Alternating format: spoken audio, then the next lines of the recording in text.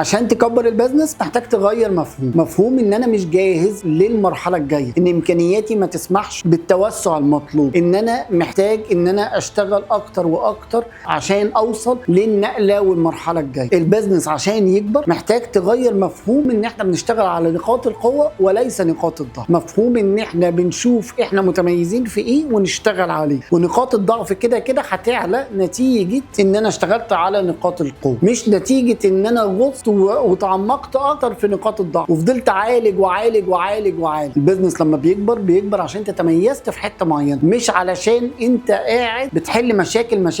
البيزنس محتاج ان انت تركز فيه على امكانياتك الايجابيه ونقاط قوتك.